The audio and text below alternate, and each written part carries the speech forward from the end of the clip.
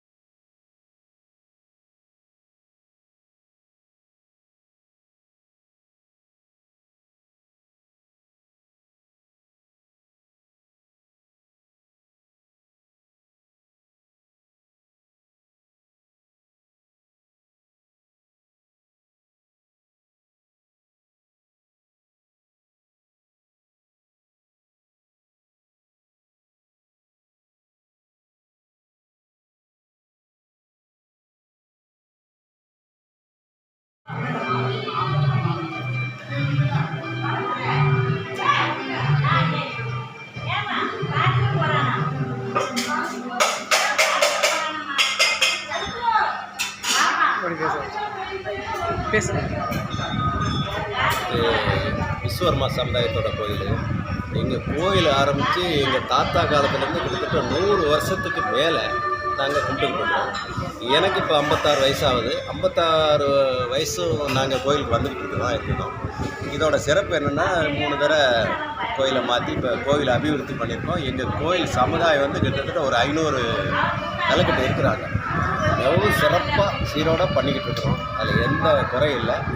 எங்களுக்கு வரிதாரர் வந்து பெங்களூர், மைசூர், நாகர்கோவில், தலவங்கோட்டை, ராஜபாளையம், ஸ்ரீவில்லிபுத்தூர், சிவகாசி, மதுரை, திருச்சி, மெட்ராஸு, எல்லா ஊர்ல, காரைக்குடி, எல்லா தேனி, எல்லா மாவட்டங்களிலும் இருக்கிறாங்க.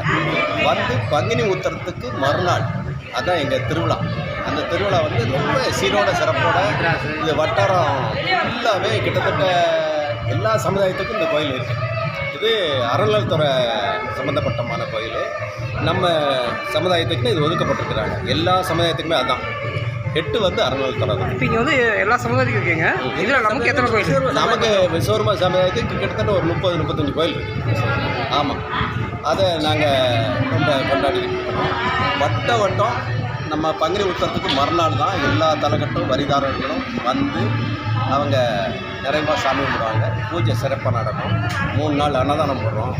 வரியெல்லாம் வாங்கி ரொம்ப சிறப்பாக இருந்தாங்க. எல்லோரும் விஸ்வகர்மா சமுதாய மக்கள் போகிறோமே நல்ல ஒத்துழைப்பு கொடுக்குறாங்க. அதில் எந்த மாற்றமும் இல்லை. இருக்க நாங்கள் தலைவர், நான் வந்து தலைவர், இப்போ அண்ணாச்சி உபத்தலைவர், இவர் துணைத் தலைவர், இவங்கெல்லாம் ஆலோசகர், இவரும் பேர் சொல்லுங்க. அப்படியே ஒரு பேர் லட்சுமணன் ஆலோசகர், நான் தலைவர் ஐயப்பனாச்சாரி, இவர் துணைத் தலைவர் முத்துராமலிங்காச்சாரி, இவர் உபத்தலைவர் ஆவணையப்பனாச்சாரி பெங்களூர், நான் ராஜபாளையம். இப்படி நாங்கள் இது பண்ணிக்கிட்டு இருக்கும்போது பொறுப்பில் இருக்கவங்களே கிட்டத்தட்ட ஒரு 40 பேர் இருக்கிறாங்க இந்த கோயில். நாங்கள் பொறுப்புக்கு வந்த பிறகு தான் இந்த கோயில் விருத்தியாக கொண்டு வந்திருக்கிறோம். இனிமேலும் கொண்டு வருவோம். அதனால் அன்னதானத்துலேருந்து எல்லாமே 3 நாளைக்கு சிறப்பாக செஞ்சுக்கிட்டு இருக்கோம். அதில் எந்த குறையும் இல்லை.